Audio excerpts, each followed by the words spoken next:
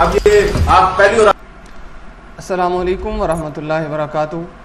حامد میر کے ساتھ تنازع بڑھتے ہوئے گورنمنٹ مشکلات کا شکار ہے اور حامد میر نے کھل کر میدان عمل میں اترنے کا اعلان کر دیا ہے۔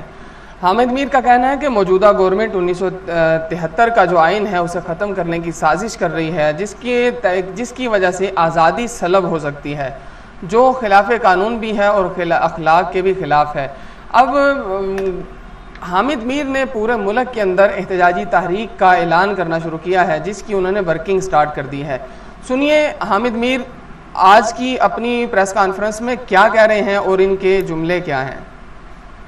اب یہ آپ پہلی اور آخری تقریر نہیں ہے، اب یہ تقریروں کا سلسلہ جاری رہے گا۔ ہم شہر شہر جائیں گے، اپنی کمیونٹی کو ہم آرگنائز کریں گے، کیونکہ ہم نے پاکستان کی جنگ لڑنی ہے۔ اس وقت پاکستان کی بقا اور سلامتی خطرے میں ہے۔ پاکستان کے آئین اور قانون کو بوٹ کی نوک پہ لکھا جا رہا ہے۔ پاکستان کو اگر آپ نے اس وقت قائم رکھنا ہے، پاکستان کو بچانا ہے، اس کو صرف یہ 1973 کا آئین بچا سکتا ہے۔ جو لوگ اس آئین کے دشمن ہیں وہ پاکستان کے دشمن ہے، اور ہم نے اس آئین میں جو ہمیں آزادی دی گئی ہے، ہم نے اس آئین میں دی گئی آزادی کی خاطر لڑنا ہے۔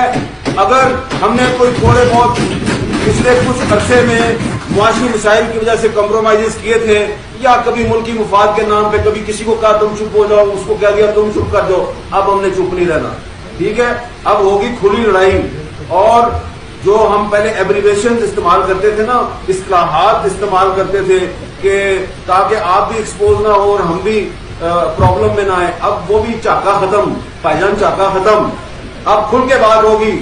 آپ اگر باز نہیں آئیں گے، ہم کھل کے آپ کا نام لیں گے۔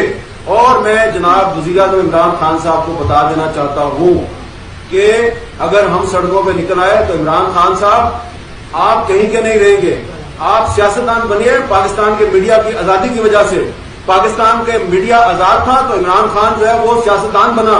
یہ وہی آدمی ہے 2002 کی اسمبلی میں اپنی پارٹی کا واحد ایم این اے تھا، اور کیونکہ نواز شریف اور بینظیر بھٹو پاکستان میں نہیں تھے تو ہم ان کو اپنے پروگراموں میں بلاتے تھے، ان کے کالم لکھے جاتے تھے، ان کو سپیس ملی، کیونکہ یہ جن کو اسٹیبلشمنٹ کو چیلنج کرتے تھے کوئی تھا ہی نہیں پاکستان میں چیلنج کرنے والا۔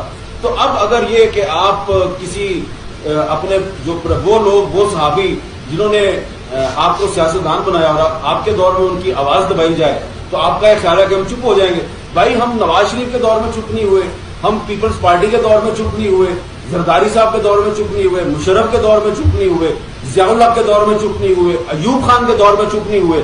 آپ کس کھیل کی مولی ہیں؟ آپ کا یہ خیال ہے کہ ہم چپ ہو جائیں گے؟ نہیں، ہم آپ کو بھی ایکسپوز کریں گے، ہم یہ بتائیں گے کہ اب یہ آپ پہلی اور آخری تقریر نہیں ہے، اب یہ تقریروں کا سلسلہ جاری رہے گا۔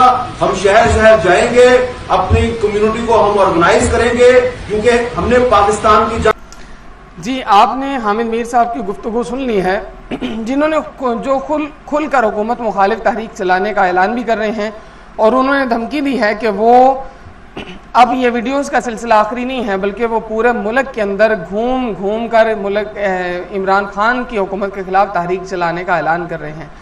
یہ آپ کی نظر میں کیسا ہے، یہ آپ خود ہی کمنٹ کے اندر بتا سکتے ہیں۔